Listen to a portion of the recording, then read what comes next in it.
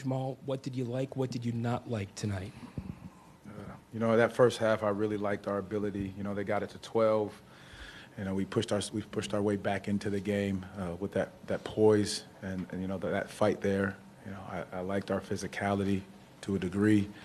Again, did not like the 15 turnovers for 24 points. You got to give yourself a chance there. So our ability to take care of the basketball, I think, is going to be very key for us against them. Jamahl, how do you get more offense from people in addition to Paolo and Franz? Well, I think it's just the ability to play faster.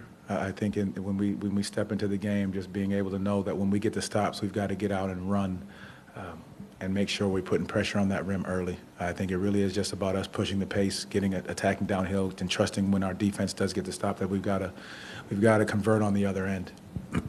How did Boston change at the beginning of the third quarter and the run that they made to kind of separate themselves? Well, I mean, if you looked at a couple of the plays, I think we end up getting a stop here, a stop there. We end up throwing it back to them. They get a quick layup.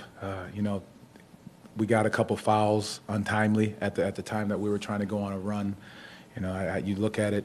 We usually shoot 20-plus free throws. That third quarter, that bit us a little bit, us being able to defend without fouling and the whistle going that way, and it slows the momentum of the game down. Again, so our ability to do all these things without fouling is going to be very important moving forward. Why do you think your team wasn't able to generate the usual amount of free throws your team takes? I can't say anything about the whistle. I mean, at the end of the day, I thought we did an unbelievable job attacking the basket. I mean, you saw Paolo on the ground 4 or 5 times. And so, again, it's the physicality of the playoffs. But again, in that third quarter, I thought we did a great job attacking the rim, getting downhill. Whether it goes our way or does not go our way, we've got to just continue to play through those situations. And I think that was a big momentum shift.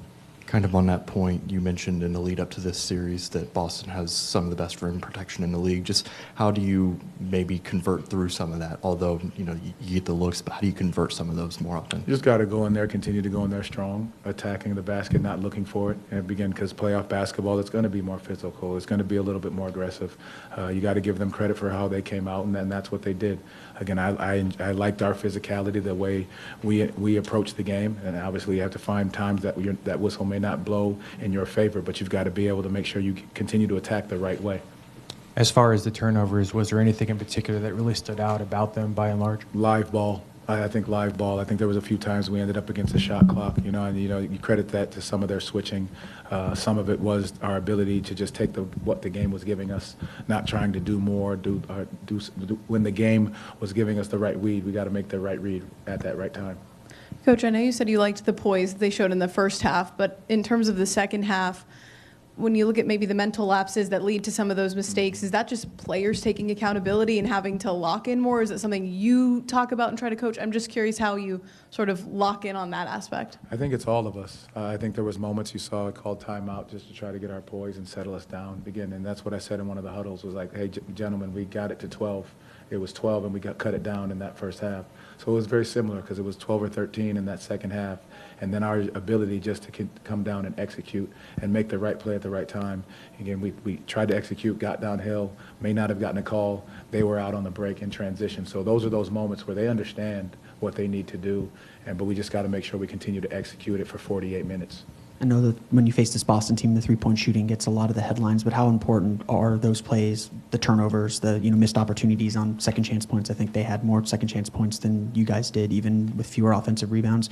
How important are those kind of plays on the margins that in a series like this? I think that second half is when they really turned up the second-chance points. I think we did a great job in that first half. I believe we had 10 offensive rebounds in the first half, and then we died down in the second. So I think they were able to capitalize in the second versus what we were doing. So again, we're just being able to put two halves together, playing that way is going to be very important throughout this series. How would you describe the way Franz played on both ends?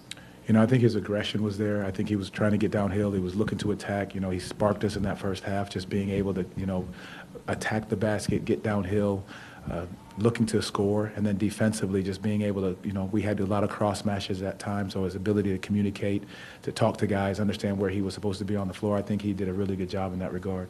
How did you assess the defense that you guys played against the two Jays for Boston?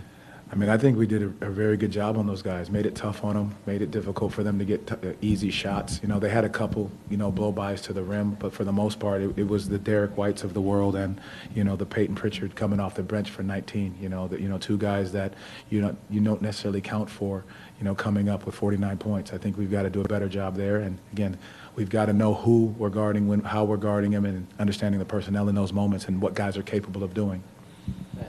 Coach, in terms of offensive execution, you know, Paolo was great, and Franz's impact. Is Cole maybe someone to profile more in situations like this? You know, I think the way in which Boston plays, they throw so many different wrinkles at you with the switching and the zone, and just being able to recognize it real time. And our guys are, as we go back and watch the film and check that out again, I think we'll be able to recognize exactly what they're doing, how they're doing it, and be able to answer and get those answers to the test when we play them on Wednesday.